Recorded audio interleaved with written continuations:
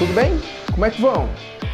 Meus amigos do site desenrolado.com devem estar me acompanhando agora nessa continuidade de assuntos sobre a Primeira Guerra Mundial. Hoje nós vamos começar a falar, neste mesmo assunto, sobre as interações, sobre os confrontos e principalmente sobre as fases.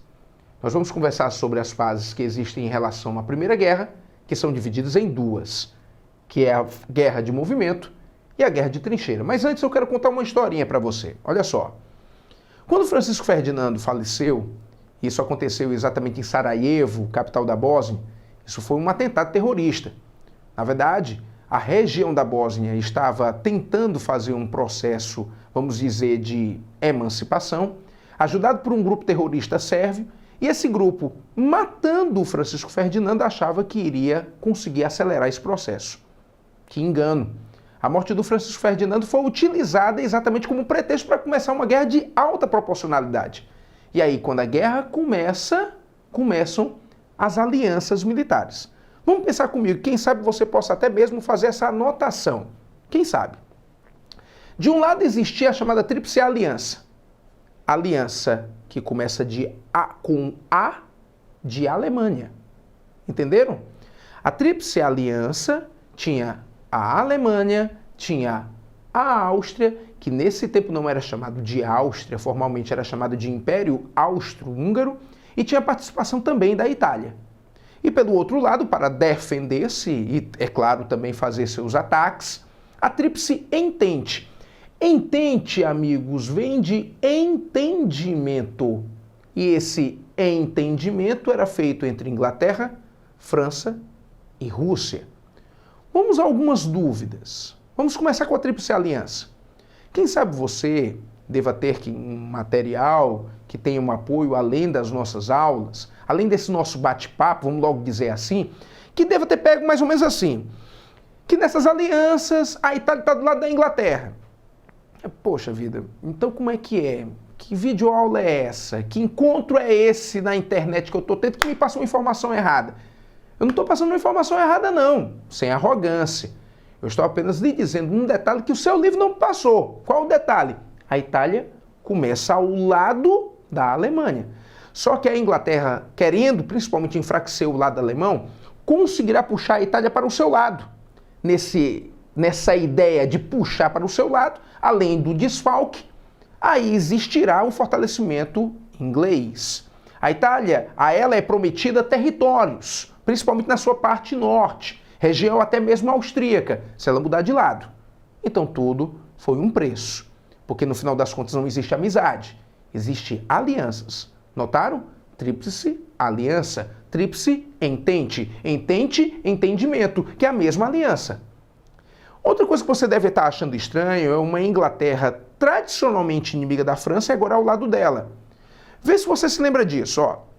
A França travou uma guerra contra a Alemanha e perdeu 2 territórios e foi duramente até mesmo humilhada. Então o que é que a França queria nesse momento? Uma vingança. Em qualquer lugar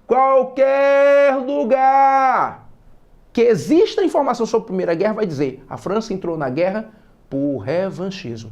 O que seria isso? A vingança, dar o troco. A vingança é um prato para ser devorado frio. Não é assim que se diz?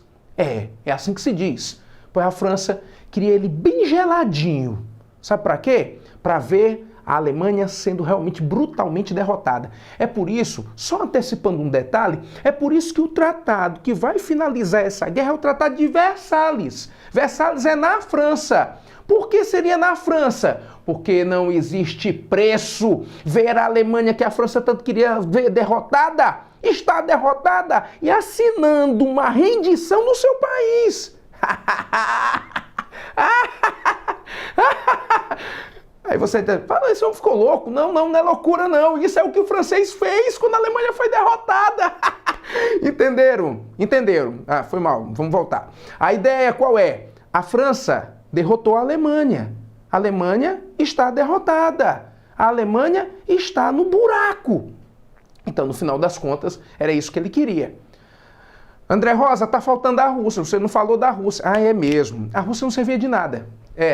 A Rússia era para incorporar o lado da Entente. Milhares de soldados, muitos desmandados. Desculpe de novo o sorriso, é horrível que eu vou dizer, mas desculpe o sorriso. Mas vamos lá, mandados às vezes até desarmados, sem treinamento. Qual era a intenção do czar Nicolau II, que comandava a Rússia nesse tempo? Matá-los. O czar era muito odiado pelo povo. Se ele entrasse na guerra, mandasse esse exército para a batalha, o risco deles retornarem era muito mínimo, principalmente sem treinamento e sem armas. Então, com pouca gente, eliminando esse excesso populacional indesejável, o czar ficaria mais forte. Só que ele se deu mal, né? Em 1917, o Partido Bolchevique, que era um partido de esquerda, que era um partido comunista, resolveu aproveitar que a Rússia estava na guerra, sem exército, sem proteção, sem nada, e deu o golpe. O golpe com o povo. É a Revolução Russa. Revolução Russa esta que vai criar o primeiro país socialista do mundo, que é a União das Repúblicas Socialistas Soviéticas. Notaram uma coisa? A Itália foi para o lado da Inglaterra. A França está muito determinada. A Inglaterra é rica. A Rússia não vale nada. Mas a Alemanha começou a se perder. Ela se perdeu. E aí foi derrotada. E a guerra tem um momento de grande movimento nesse instante. Rápido, mas tem. Depois tem um momento de trincheira, onde ela se imobiliza. As trincheiras que são construídas para movimentar e atacar de surpresa. Mas acredite, quem sabe até mesmo ria. Os dois lados pensaram essa mesma coisa ao mesmo tempo. De um lado, o exército, por exemplo, da Entente, dentro de uma trincheira. Querendo surpreender o inimigo. E do outro lado, a Alemanha fazendo o mesmo. São quase 800 quilômetros de trincheira que existe na Europa. E imobiliza a Europa. Mas, ao mesmo tempo, a guerra ainda está acontecendo. Guerra esta que, como eu disse, terá como vitorioso o lado da Entente e, principalmente, o lado daqueles que querem a vingança.